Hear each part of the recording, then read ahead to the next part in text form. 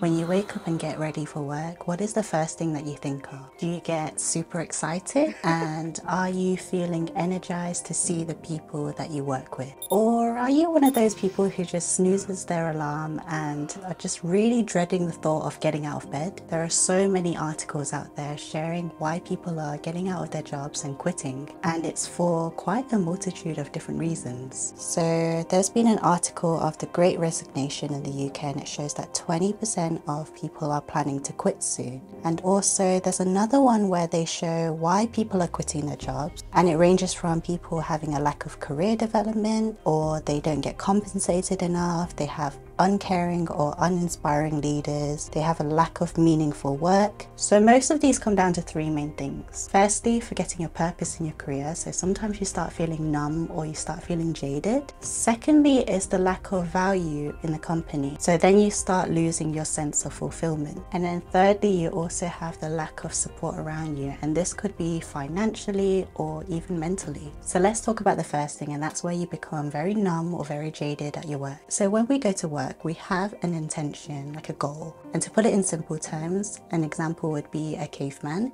They go out to forage, to hunt, and to find food for their family to eat. But in today's world, it kind of became a little bit different, where we don't directly work to find the food that we eat today. We started to work to earn some money, and then we use that money to buy food and everything that we need to buy to live. And I do remember some people telling me that they have a soul-sucking job or just a very boring job, and I never really understood this, because at the time that people were explaining this to me, I was actually enjoying my job as a scientist, and I was loving going in every day, and I wasn't sure why someone would choose a job that they weren't really that interested in. My belief has always been really strong from the beginning, where we're not really born to work, but we were actually born to live and experience life as a human being. I also see subreddit and many Instagram pages sharing why people are feeling a bit robotic. This one was quite interesting because it says, I absolutely love having no hobbies, no time for family and friends, and no energy to do anything except consume media. And thanks to capitalism for making my life meaningful, I love to work. So this is being sarcastic here. So humans were made to sit at a 9-to-5 desk, come home and watch Netflix, explore the world for only 2 weeks out of the year, have zero creativity, and have every single aspiration beaten out of them. And there is nothing more to life. So how do we know when we are jaded? There are a few signs out there which can point out to your daily routine, which could indicate that you are jaded, but it isn't a full extent. So have a look deeper within your own time and you might be able to find more information about that. Sometimes you can feel bored with your daily routine, or even the routine that you do at work, or you don't really enjoy spending time with your colleagues. And another thing is that you may not like the boss that you work with. You may have lost the passion that gets you out of bed, and you may end up becoming so lethargic that even your brain starts getting really foggy, you can't even focus, and then your performance at work just becomes out the window. So the big question is, what is it that gets you out of bed? So what is it that sparks that excitement and it makes you feel really energized? And that, it's purpose. So purpose is defined as the reason for which something is done or created, or for which something exists, or have one's intention or objective. So how do you find your purpose? This goes way beyond the simple purpose of the action that you do. For example, if you are a barista and you're making that cup of coffee, that alone is not your purpose. Your purpose is coming from that little inner voice coming from your gut, and it gives you that gut feeling, and also what your core beliefs are. So I'm a research scientist and I love going to teach at university as well. Every morning I would go to teach my classes, so I would teach molecular biology, genetics, and human physiology. And then after the morning, I would go to resume my main job, which was to research. And I would do that throughout the evening as well. I really enjoyed starting my day teaching at work because it was super fun. It was super fun inspiring people to go about their work day and inspire them to be less afraid of doing lab work and research. And it was quite amazing to see that they are learning from me, but also it's building their foundation for a good science career. And then working in the afternoon onwards as a research scientist, it's such a high pressure environment. And although my work is having such a huge impact on the many lives that I'm saving, the drugs that could be produced to target specific diseases, I am having a bigger impact where I'm saving hundreds and thousands of people compared to the several tens, maybe the individuals only in my small classes that I teach. I faced a huge problem that was very personal to me, but many others might feel this too, and that is that I couldn't see the end result of my work. I never saw the patients that were affected by the particular disease I was studying on, and not only that, I wasn't able to see the medication that could have helped them. So not to say that my work doesn't provide value, but it's more talking about my sense of personal fulfillment. For me, I felt like the point of my work was a bit invalid because I couldn't see the result of my actions. So I would finish my work really mentally exhausted because it does require so much work every day. In essence, this job was not meant for me and it's meant for someone else who does feel that this is fulfilling for them. But I started to feel numb along the way as well. And that is because I didn't know my true purpose. So it was actually my side job to teach molecular biology, and it was one of the first jobs that really highlighted my sense of purpose. Every time I was teaching, I could just see the light glistening from each student's eyes, understanding a certain topic, and also giving them that confidence to work in the lab. And it was the teaching that I gave and building that community around my class that was just really fulfilling to me. And that little inner voice in my head was telling me, yes, you need to do more of this. So not only teaching within molecular biology, I was also teaching in terms of running. I was running in a group of friends, I was running in group communities, training for marathons, and even now to my luxury YouTube channel, where I'm sharing my passion and teaching my thought process on how I decide on where to buy things. That is all part of my teaching and community building. And in essence, my core value of this community is to share a safe space and community to talk about all things fashion and beauty in a very therapeutic space. So the next topic is about companies with no core values and what do we do about them? So there are a lot of companies out there, and I guess through time and time again, we build off so many different companies, different values. Every few years or every 10 years, there's also a big cleansing thing that happens where a lot of things filter out the companies that don't have a core value. And this topic really resonates with the previous one where you're finding your purpose, but this time in a bigger scale. Your values may or may not align with your company's values. I have heard some stories where a company existed and if you ask what their value was,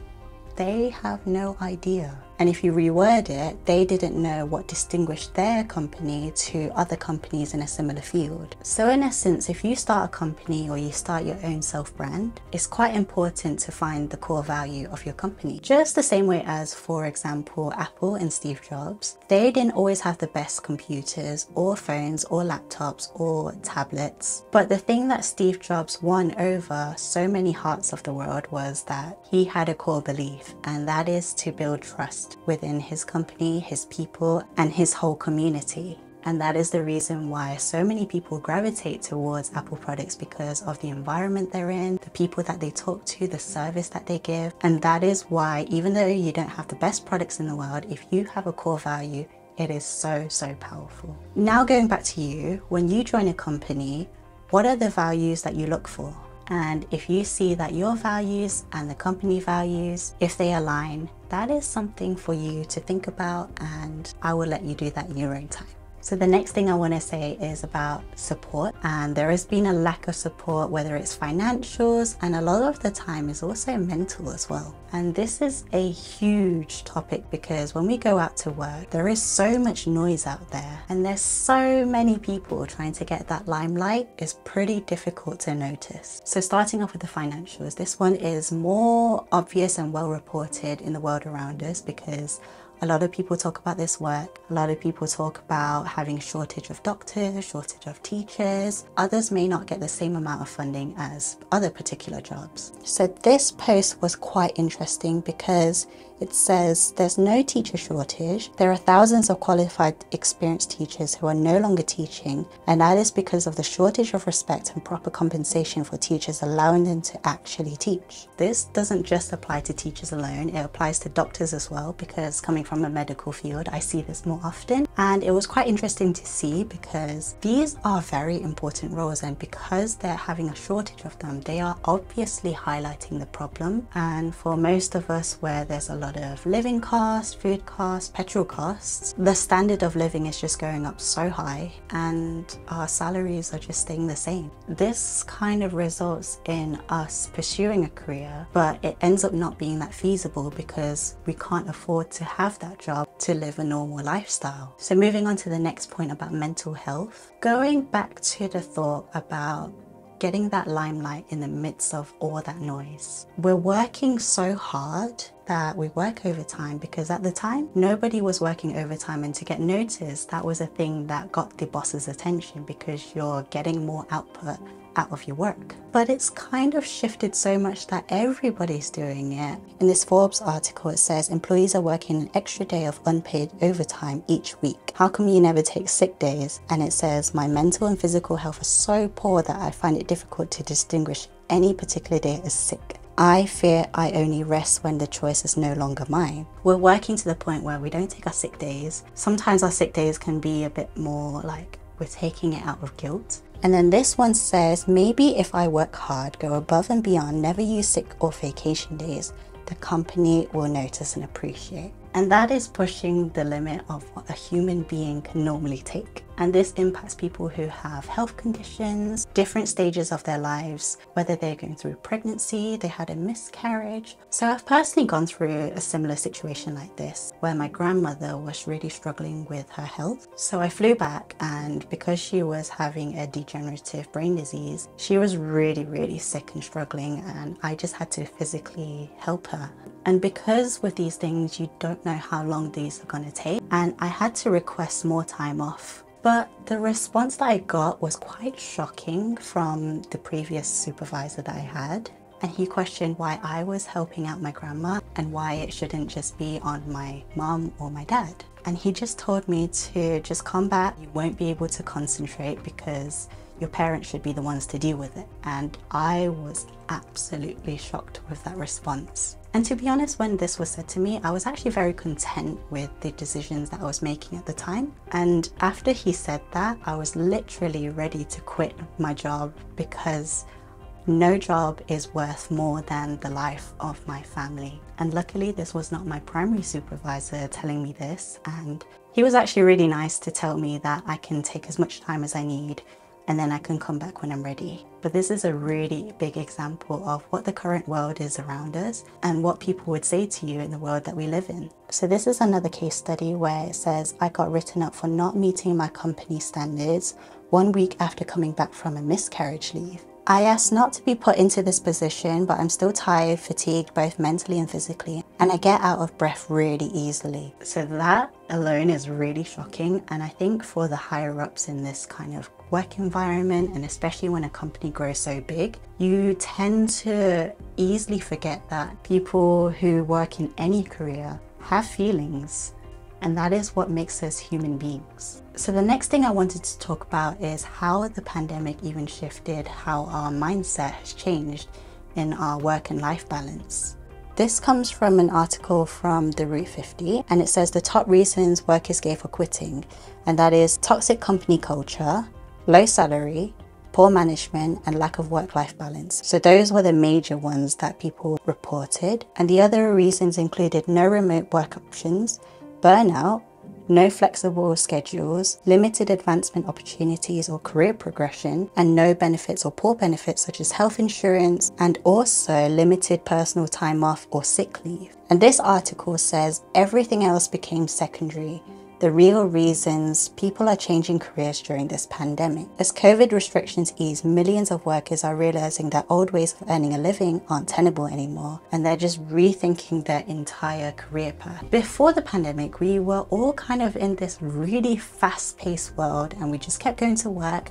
We worked really hard. We did so many activities.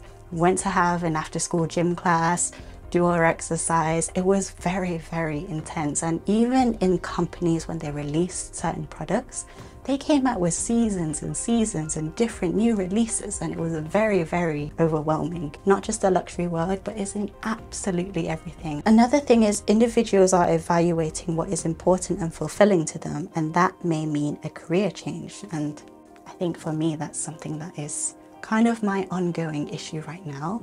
And I'm going through a transitional phase. People want to have more flexible remote positions. And there was one study in University of Chicago where they see employees were working more hours during the pandemic, but their productivity dropped. And people were working at home as though they were running on a treadmill. It was just never ending, because it's really hard to distinguish your work life and your home life during the pandemic, especially when you're in lockdown. And another thing to take in is that not only do they need to think about the costs of going to work and dressing for the business, that all costs money as well. And people forget that during the pandemic because you're always at home and you didn't really need to dress up. And even when I went back to work in science, I didn't really wear that much makeup anymore. My whole lifestyle dressing up has just shifted. A study highlighted by the Harvard Business Review said that 59% of workers find flexibility more important than salary, and it suggests that workers seek autonomy to decide when and where they work rather than set the hybrid schedule in person and the remote work days. So just to conclude this chapter,